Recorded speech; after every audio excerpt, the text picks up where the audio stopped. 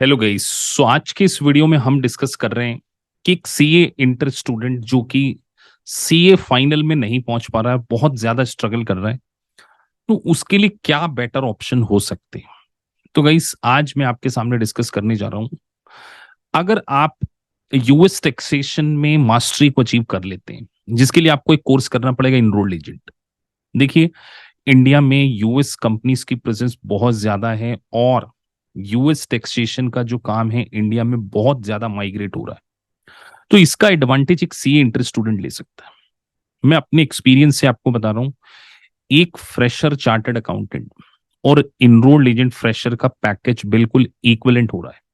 अगर आपने ईए को पास कर लिया तो आपको 5 to 6 लाख का पैकेज मिलता है, वहीं एक फ्रेशर चार्टर्ड को भी 5 to 6 लाख मिलता है। तो यूएस टैक्सेशन की डिमांड इतनी ज्यादा हो गई है कि इवन जिनके पास इनरोल्ड एजेंट का लाइसेंस नहीं है, इनरोल्ड एजेंट का कि उन्होंने कोई एग्जाम पास नहीं करी, फिर भी उनको यूएस टैक्सेशन में हायरिंग की जा रही है। उनको ट्रेंड किया जा रहा है यूएस टैक्सेशन में और फिर उनसे यूएस के टैक्सेशन का टास्क टेक केयर किया जा रहा है, जिसमें फॉर्म 1040, 1065, 1120 की आपको ट्रेनिंग प्रोवाइड करती है कंपनीज। जितनी भी आउटसोर्सिंग कंपनीज हैं इंडिया में वो ये कर रही हैं। तो आप सोचिए कि अगर आपके पास इनरोल्ड एजेंट का लाइसेंस होगा और अगर आपको एक अच्छा एक्सपीरियंस हो गया 1 to 2 ईयर का, तो बिलीव मी आपका पैकेज 15 to 20 लाख का होता है, जो कि कई बार एक चार्टर्ड अकाउंटेंट को भी नहीं मिलता है। सीए, मैं एवरेज सीए की बात कर रहा हूँ।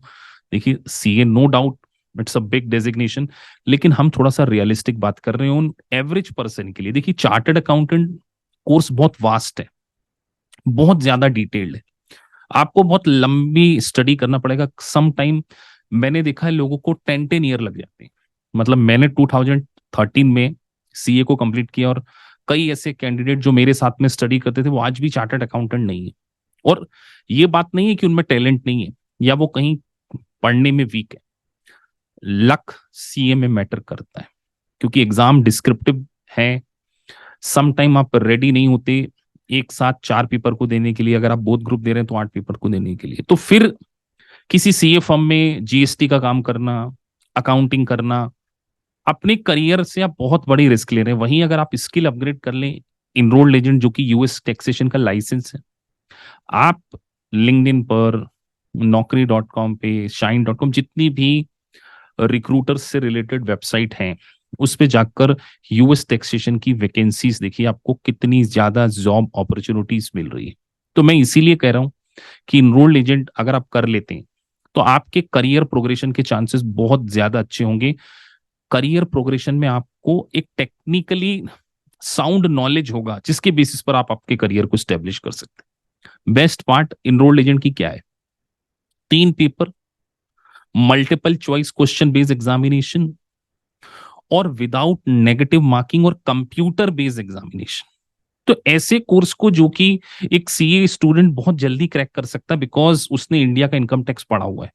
तो उसको कुछ बेसिक टर्मिनोलॉजीज पहले से क्लियर होती है, like deduction, exemptions, capital gain, उसके बाद बिजनेस की इनकम कैसे कैलकुलेट होती है। तो मोर और लेस कहीं ना कहीं वो बेसिक बहुत ज्यादा स्ट्रांग होता है। और कंपनी लॉ पढ़ने के कारण, इनकम टैक्स पढ़ने के कारण उसके प्रोविजन के अंडरस्टैंडिंग की जो एबिलिटी होती है वो ऑलरेडी बेटर होती है। तो CA student, believe me, enrolled agent को some time less than 6 month में पास कर सकता है और अपने करियर को एक अच्छे लेवल पर स्टेब्लिश कर सकता है। तो मेरी एडवाइस है कि अगर आप सीए इंटर में फेल हो रहे हैं तो साइमल्टेनियसली इस कोर्स को परस्यू कर सकते हैं। सबसे अच्छी बात, ज्यादा इन्वेस्टमेंट नहीं है।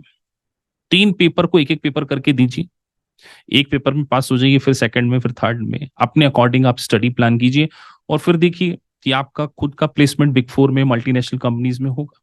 तो एक बोलते हैं ना, स्मार्ट डिसीजन आपको लेना पड़ेगा करियर प्रोग्रेशन के लिए। अगर करियर प्रोग्रेशन में आप वहीं स्टिक हो गए कि नहीं हमें तो सीए करना, मैं ये नहीं कह रहा कि आपको सीए छोड़ना है, मैं ये कभी भी नहीं कहूंगा, बीइंग ए चार्टर्ड अकाउंटेंट मैं कभी नहीं कहूंगा कि सीए को छोड़ना है। लेकिन अगर आप स्टक हो गए सीए में तो एक बेटर ऑप्शन की ओर देखने में कोई बुराई नहीं है।